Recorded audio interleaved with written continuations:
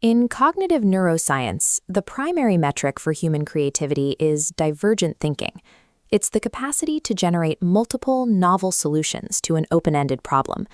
The standard way to measure this is the alternative uses task, which asks participants to imagine new uses for everyday objects. Historically, scoring these responses required human raters to subjectively judge the creativity of an idea, which is a slow and inconsistent process. Researchers are now moving past these subjective ratings by applying computational semantic models to score responses, and then cross-referencing those scores with fMRI data to locate the physical networks involved. This approach relies on the associative theory of creativity. It suggests that creative thought is the result of combining semantically distant concepts, meaning a semantic distance score can serve as an objective proxy for creativity.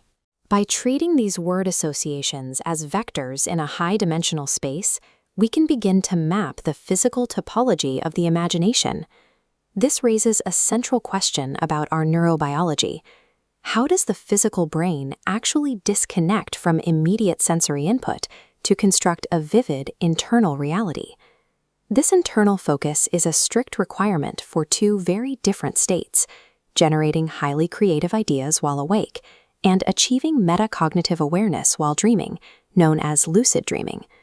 To understand if these states share a common architecture, we need a precise statistical bridge between behavioral creativity scores and raw neural data. By applying computational metrics to resting state fMRI data, we can identify the specific network configurations that define the internally directed mind. This diagram shows the assessment pipeline.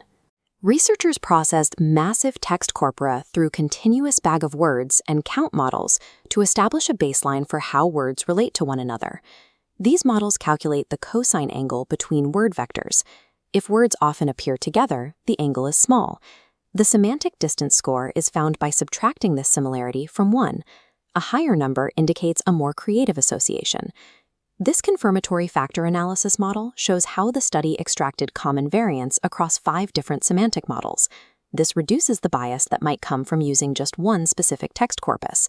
The result is a purely computational metric that shows a 0.81 correlation with human creativity ratings. This successfully quantifies a trait that was previously constrained by the bottleneck and inconsistency of human rater bias. This part of the pipeline shows the neurological data. Participants underwent resting state fMRI scans. The resulting bold signals were converted into a 52,000 by 52,000 connectivity matrix, mapping how every voxel in the gray matter communicates with every other. To analyze this dense web of data, researchers used a graph theory metric called voxel-level weighted degree. It measures centrality by summing the strength of all connections a single voxel has, revealing the most functionally important regions. We now have 2 mathematical matrices, one representing the creative quality of an individual's ideas, and another representing their brain's physical organization. These maps show a linear regression between the semantic distance scores and the brain's weighted degree matrices. Highly creative individuals showed a significant negative association, with lower connectivity in the primary visual cortex and inferior parietal regions. This negative connectogram shows that at a link level, high creativity is associated with a more segregated, less integrated primary visual system. But while the visual system is dampened, specific pathways in the brain actually increase in strength. These orange links represent positive correlations. Higher creative scores are linked to stronger projections between the precuneus and the right inferior temporal cortex. The data suggests that the creative brain is characterized by a specific trade-off. It dampens primary sensory input while increasing activity in high-level associative hubs. This specific pattern of dampening and routing is known as perceptual decoupling. Perceptual decoupling is a shielding mechanism.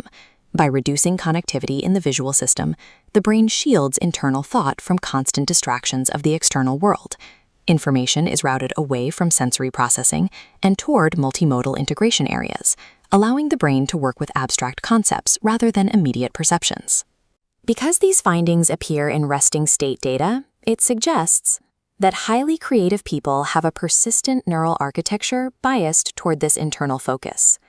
We find that the ability to generate something new is dependent on the brain's baseline ability to block out what is already there. This decoupled architecture is strikingly similar to what we see in lucid dreaming.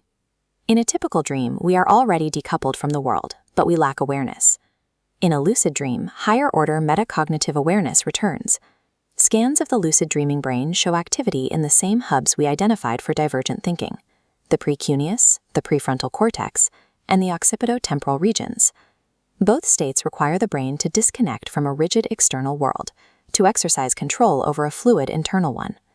This stands in sharp contrast to our normal waking state, where our brain networks are tightly bound to the signals coming from our senses. By combining computational linguistics with graph theory, we can finally identify the specific neural topology associated with creative cognition.